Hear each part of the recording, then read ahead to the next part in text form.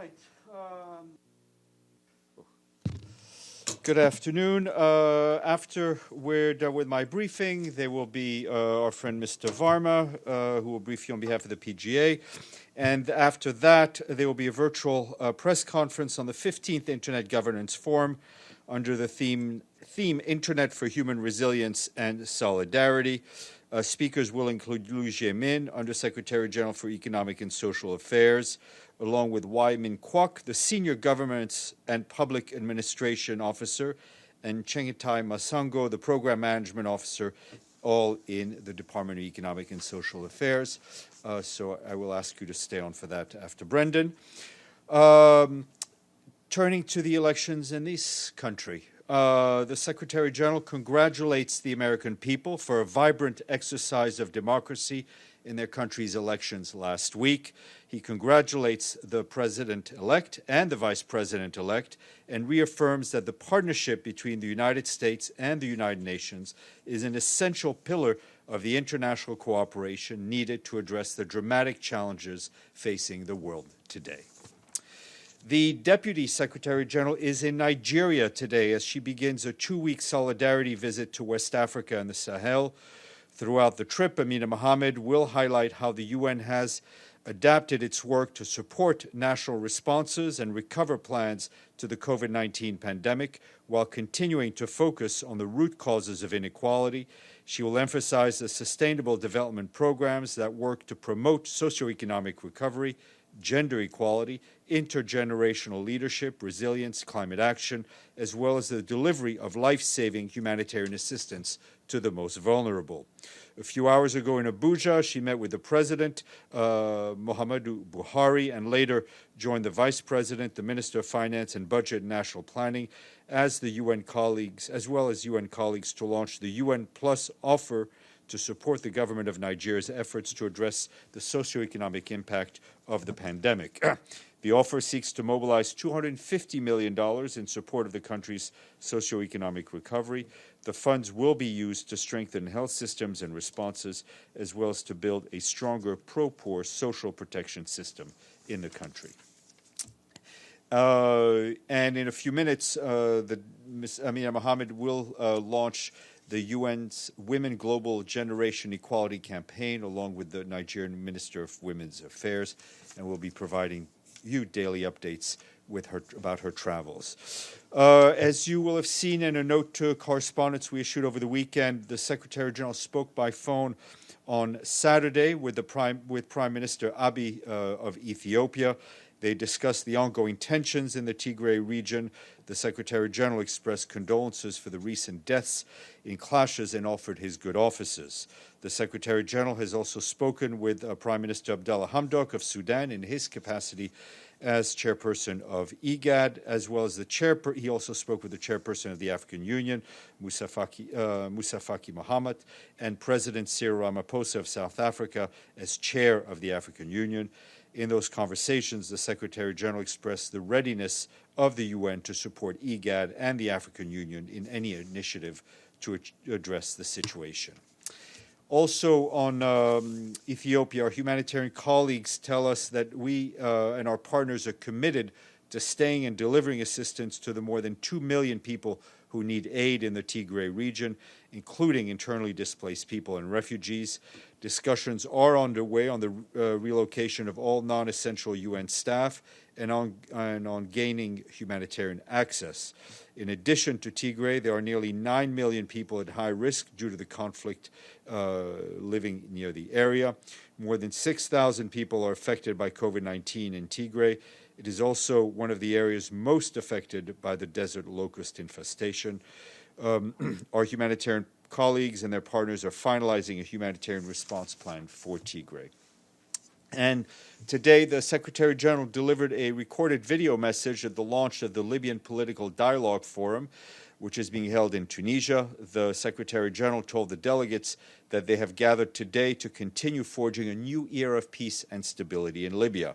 They have the opportunity to end the tragic conflict that create a future of dignity and hope, he said. He called on the signing of a ceasefire agreement by the Libyan parties in Geneva last month, a fundamental step forward. He also told the delegates that compromise is the only approach that will pave the road to national unity, and that they can count on the UN to support those efforts. He also called on the international community to provide its strong backing, including ensuring full adherence to the Security Council arms embargo. And addressing the dialogue in Tunis, the acting special representative, Stephanie Williams, told delegates that the Libyan people collectively have a vision for pulling Libya out of this crisis. The vision which we will present to you today, she said, is the basis of a national political program. It is not an agenda from a foreign party, but rather a gift that you today can give to your fellow Libyans. And this morning, the Secretary General also addressed by recorded video message the opening of the Race to Zero dialogue convened by the COP25 and COP26 high-level champions for global climate action, Gonzalo Munoz and Nigel Topping. He said that the postponement of COP26, which should have started today in Glasgow, highlights the disruption of the pandemic. He also said that while we have had recent encouraging announcement by some governments and businesses on their pledges to achieve carbon neutrality by 2050, we are still far from what we need. That message has been shared with you. Also on climate, he spoke by video message to the Green Horizon Summit, which is organized by the City of London Corporation in collaboration with the Green Finance Institute and supported by the World Economic Forum. The summit focuses on the role of green finance in the recovery from the COVID-19. The Secretary General said that decarbonization is the greatest commercial opportunity of our time, adding that markets are moving fast and those who move first will benefit the most. He called on development finance institutions, multilateral development banks, and climate funds to scale up their role in improving a risk-return profiles of investment and to align their portfolio pipelines with the net zero goals. And he also called on asset owners and managers to shift the trillions of dollars they invest towards the sustainable economy and ensure all of their portfolio aligns with the zero goals. I have been asked about the situation in Côte d'Ivoire, and I can tell you that the Secretary General takes note of the announcement by the Constitutional Council on November 9th that is today, of the final results of the October 31st presidential elections, confirming that President Alassane Ouattara has won 94.27% of the vote. The Secretary General continues to express concern over reports of tensions arising in the post-election period.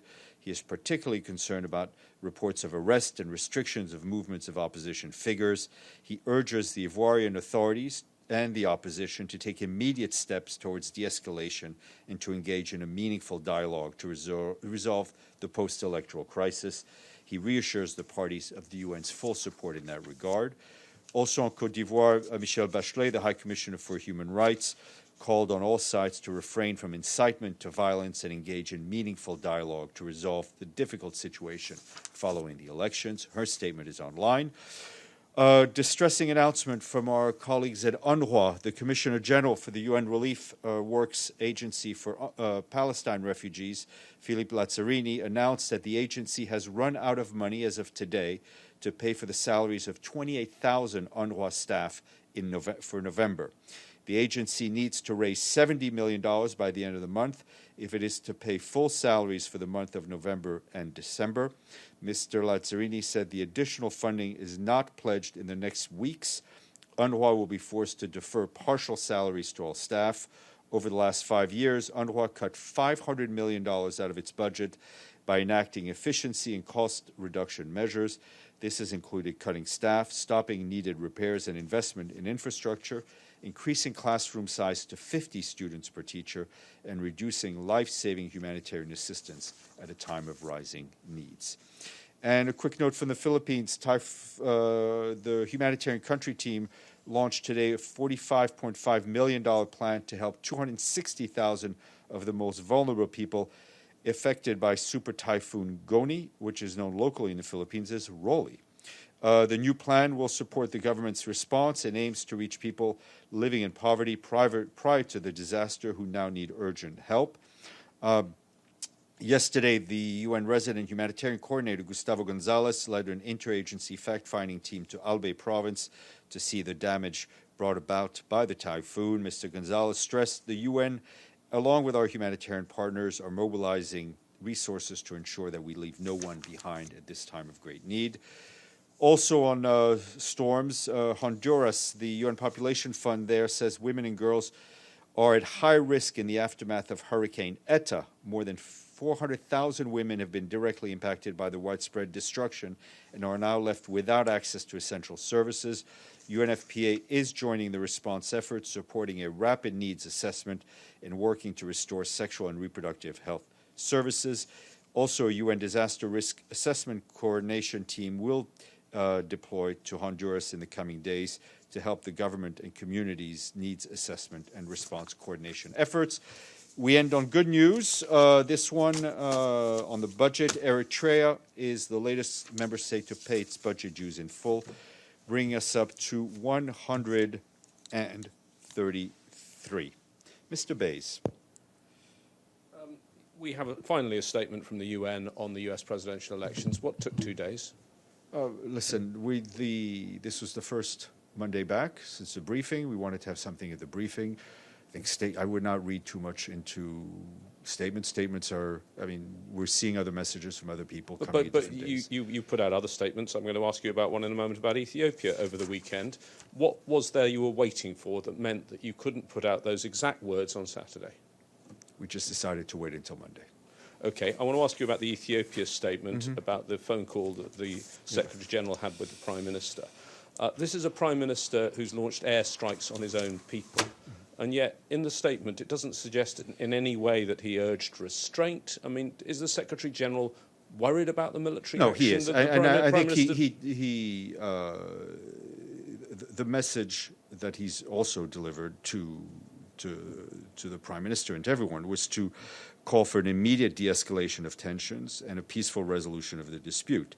I think our concern is on the protection of civilians and on the issues of human rights.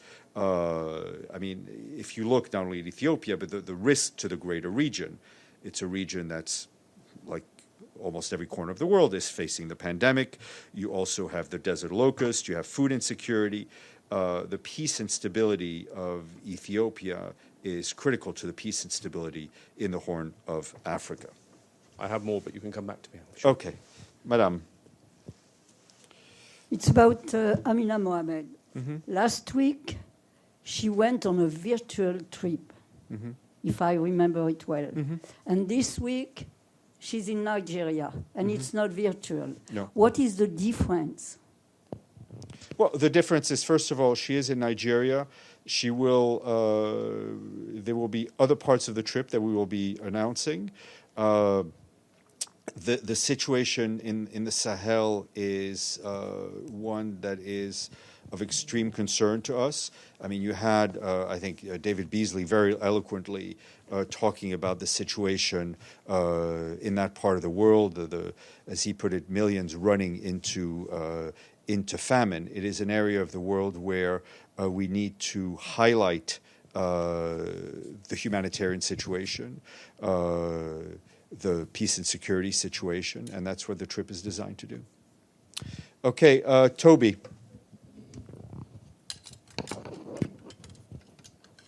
Hi there, Steph. Thank you very much. Can you hear me okay? Yeah.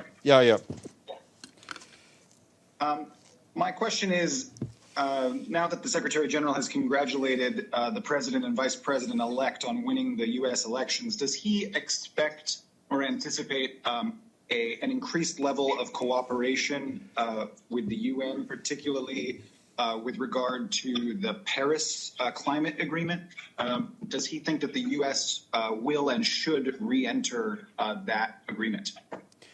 Look, whether it's the United States or anywhere else, we deal with one administration at a time. The Secretary General's strong position in defense of the Paris climate agreement has never wavered. And for us, what I think I reasserted in the statement is the critical relationship between the U.S. And the United Nations as we face many problems throughout the world. Okay, Edie.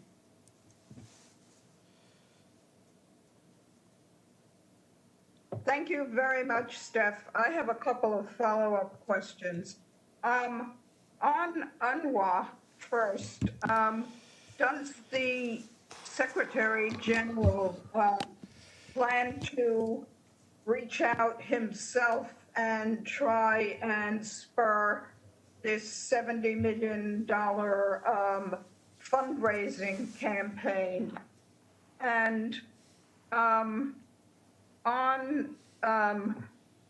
the message about the U.S.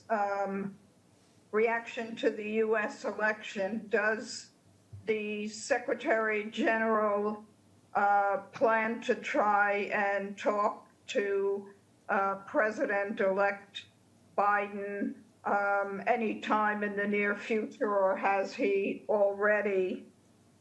And thirdly, on Nagorno-Karabakh. Sorry, I need to take notes now. If you go past two questions, right, it involves. That's all. I'll wait on Nagorno-Karabakh. Okay, all right. On your last question, no, there's been no direct contact, and if and when that happens, we will let you know. But I'm not aware of anything happening in the next few days. On your first question on UNRWA, the Secretary General has been a big advocate of the stabilizing presence of UNRWA and the work that it does. He will continue to advocate for them and advocate in a way that will hopefully lead to money coming into the agency very quickly. As you'll recall, he personally chaired a number of fundraising conferences for UNRWA, and he will continue to advocate for them. On our Nagorno-Karabakh, go ahead. Edie, go ahead. You're muted. Go ahead. Take the Azerbaijan's claim to have taken the second largest city in Nagorno-Karabakh, and I think that's been agreed that happened, and all of the ceasefires have been ignored. Is there anything that the Secretary General is trying to can do to try and end this conflict, which has been hitting civilian areas? Look, he continues to follow it closely. We continue to be in touch with the parties at different level, with the Minsk co-chairs. Our biggest worry now is, as we see the fast-moving developments and the reports of heavy fighting, our biggest worry is for the protection and safety of civilians. I mean, as you mentioned, the parties have made repeated commitments for humanitarian ceasefire, for humanitarian access. They all have a responsibility to ensure the conditions for humanitarian assistance for all those in need. They need to be held to their obligations under international humanitarian law to make sure that civilians are spared, that civilians are protected, as well as civilians are spared, and that civilians are protected, including civilian infrastructure. At the end of the day, there is no substitute for negotiations for them to reach a peaceful and durable settlement. Okay, hold on. I'll come back to you, James.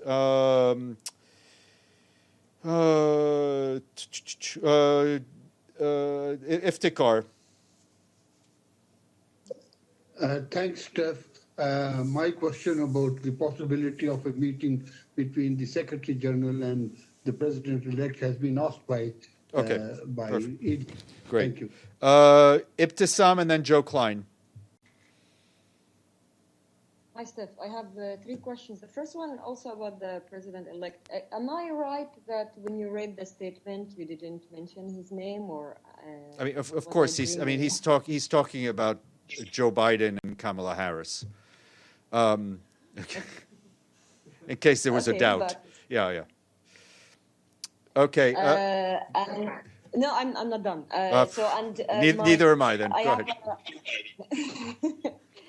I have a follow-up on the issue of UNRWA. So you said you talked about the position of the Secretary General, but you didn't name exact steps that he is willing or wishing to take.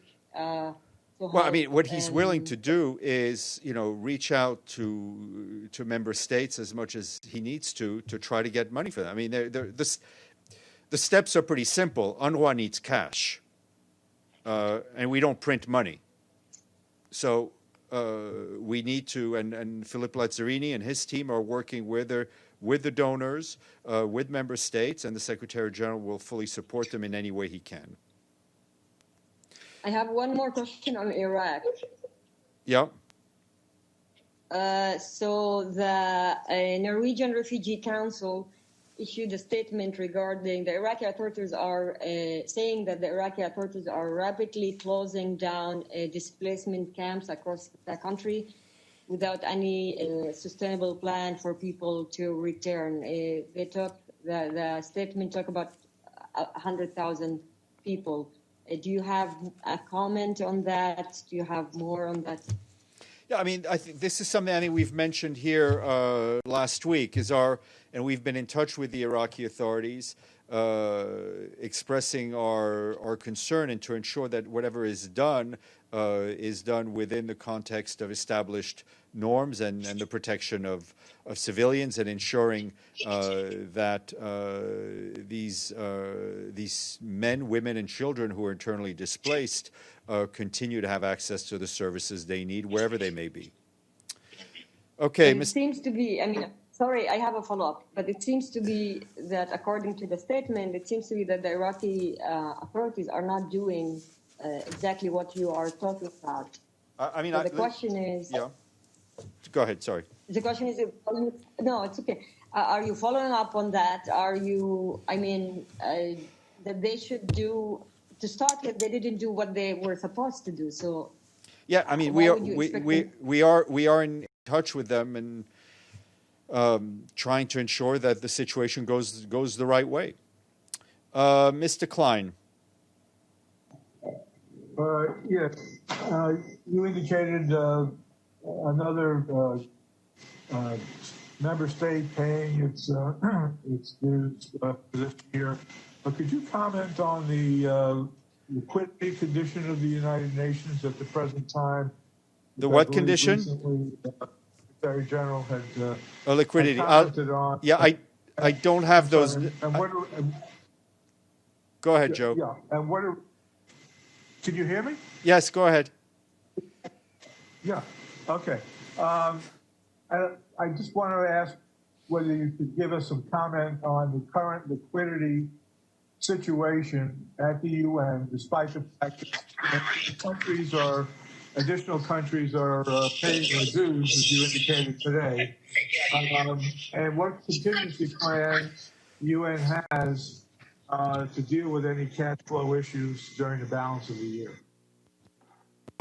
Very good questions. Let me, I'm trying not to make up numbers out of thin air, so let me get back to you either later today or I'll have a larger update for all of you tomorrow. Michelle Nichols. Hi, Steph. Thanks for the question. Has the Secretary General, I don't think you answered Edie's question, has the Secretary General spoken with Joe Biden? Sorry if I missed that. I said no. Oh, okay, great. And just one other thing, the US has elected their first female vice president. Does the SG have any reaction specifically to that? Secretary General always welcomes any instance where women leaders where a woman gets to break a new ceiling. Stefano? Thank you, Stéphane. First, I need to ask you again about Libya, about those 18 fishermen. If the Secretary General in any way because he's involved, of course, in a lot of stuff in Libya, if any way is trying to resolve the situation between Italy and Libya for this. And then I have a follow-up on the question of the president-elect, if I may. I have nothing new on those fishermen. I have to see what I can get for you. What is your other question? Well, like somebody noticed before, there is not the name. And you say, no, of course, it's talking about Joe Biden. But I want to ask you about the expression that you use as a vibrant exercise of democracy. Because President Trump instead is taking to court the election practically, I would like to know what the Secretary General think about the statements, the official statement from the White House. They say that these elections have been rigged. They are not legal. Look, I'm not going to comment on statements from one party or another. What I can tell you is that we have full confidence in the institutions of the United States of America to see this through. Okay, hold on. I'm still going to Sylviane and then Maria. And then we'll go to James for a second. Thank you, Stéphane. Hope you are well. My question is on Syria, international conference that will take place in November 11, November 12. That's an international that will take place in Damascus on the Syrian refugee, to the return of Syrian refugee to Syria. Will the UN be represented at this conference? And how much is it important for that? For the return of Syrian from Lebanon. You know, let me get right back to you on that. And you have some language, but I'll get right back to you. Let me get right back to you on that before the end of the briefing. Yeah, I have another question. Yes, go ahead. The second question will be on the former Lebanese Foreign Affairs Gibran Bassil has been sanctioned by U.S. Treasury Department. Any reaction from the UN, because it can have implication on the formation of new government? Do you have any language on that? No, I do not yet. Okay, James? Thank you. Okay, I have quite a few questions, I'm afraid, still. Back to the US election. The Secretary General has been on the global stage for a very long time. Joe Biden's been around even longer. Can you tell us what their sort of relations are? They must know each other pretty well. I don't know if they know each other pretty well. I know they've met in the past. Okay. Moving on to Libya, the talks have started. If you could perhaps put today in perspective for us. I know that the SG put a statement, but these, as I understand it, we've had lots of phases of little talks and whatever, but these are now the big talks underway. Can you tell us what is at stake, what the timeline is, and what's the basic agenda for these talks? Well, they will work... These talks will go on for a bit of time. I think what is at stake is an opportunity that is not to be missed to bring peace and stability for the people of Libya. The military ceasefire that was agreed in Geneva was, as Secretary said, a very positive step forward. These are now meetings with political leaders. We don't want to see this opportunity pass by. The Libyan people have suffered long enough, and they deserve peace and they deserve stability. And another question on UNRWA and its funding. Salaries will not be paid. What then potentially is the impact on Palestinians living in the West Bank and the Gaza Strip, and how could it impact basic services for them? Well, what we said, I think Mr. Lazzari said, if the money doesn't come in, they would go to partial salaries, so they would not see zero out. That will have an impact on Palestinians in the sense because the vast majority of UNRWA staff are local staff. So if that will cut into the money that's flowing in to society. Obviously, there's no talk at this point of cutting services, because some of it has already been cut, but a further cut of educational, health services, social services could have a devastating impact on Palestinian society. And my last question is on COVID-19. Cases are now raging across the US. Given where UN headquarters is based, you're aware that cases are slightly on the rise in New York as well.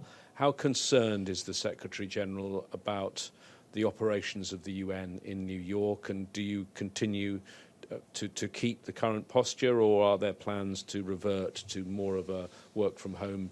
No, I mean we're keeping the current posture. There's no plans to greatly open up more. There's no plans to cut back. Our medical team is in daily touch with the health authorities in New York City and New York State. We're seeing the numbers in New York. I mean, New York is doing well. New York City, broadly speaking, I mean, the cases have increased, but is doing well vis-a-vis other places. We remain extremely vigilant while continuing to support member states, having in-person meetings in as much as possible, and keeping the UN open while keeping the place very safe. My last question, following up on Joe's liquidity question, one assumes there won't be the same problem this year because you haven't had the escalators running most of the year. They have been running. Yeah, no, they have been running, James. So we keep them running so we can cut them. Carla. You may have already answered this. What is the reason why the funds to UNRWA have been cut in half, you said? Who or what is contributing less, and why? Well, I mean, why people contribute less, I think you have to ask them. We saw a number of governments eliminate or drastically cut back their financial contributions, and it's all up on the UNRWA website in terms of the contributions. But you have no... In the past, why did they cut it this year? You know, if somebody contributes, it's up, or stops contributing, it is up to them to explain why. It's not for me to. We suffer the consequences. We don't have to interpret the reasons. Evelyn. Yes, Steph. Thank you. I just wanted to point out that the big gap in UNRWA is at least 3 years worth of U.S. funding that was slashed by President Trump. It's $300 million a year. Is this the Secretary General going to appeal strongly to the U.S.? The Secretary General, and I think all of us, will appeal to all those who can and are willing to give. That's a big. You're talking about at least. I'm aware of the numbers. Pam, and then okay. Sorry, did you have another question? No, I did not. Okay, thank you. Thank you, Steph. Go ahead, Pam. Hi, Steph. Thanks, Steph. Could you just do it again more clearly? What was the Secretary General's comment about Kamala Harris as the Vice President? We'll send. What I said is, and I hope maybe now I'll speak more clearly, I think the Secretary General is always pleased when a woman leader breaks yet another ceiling. Thank you. Okay. Toby and then James. Thanks, Steph. I'm good. I was the same question as Good. Pam. All right, James? Reinhold? When you say James, do you mean James me here, James R? Yeah, I mean, James Bays here is vocal enough not to question who I'm asking. Go ahead, Mr. Reinhold. Thank you so much. I've got a question about this award that the SG is getting tonight from the World Jewish Congress, which is an avowedly Zionist organization. I guess my question is, have you considered what the optics are of this? I mean, you've just been talking about how nobody's giving any money to UNRWA. It's been a rough year for the Palestinians from the point of view of the Americans, Arab states turning their back on them. And now tonight, the UNSG, taking an award from a Zionist organization. Have you thought about how it looks? The Secretary General, as you will see from the remarks, is focused on the fight against anti-Semitism, which he has been very vocal about since day one. And I would encourage you to read the remarks where he talks about discrimination in terms of other religions, whether it's Islamophobia or others. His remarks in no way contradict his strong belief and continued belief in a two-state solution where Palestinians and Israelis can live together in peace side by side. Thank you. Okay. Any other questions? Carla, if you must. Otherwise, we will go to Brendan. There has been talk of and evidence of a global financial crisis that compared to the Great Depression. I was wondering whether that had any impact on the cut in funding to UNRWA. As I said, Carla, member states make sovereign decisions about where to give, when to give, how much to give. Your question is extremely valid and extremely important. It's just being asked to the wrong person. Speaking of the right person, I will leave this podium in the hands of Mr. Varma.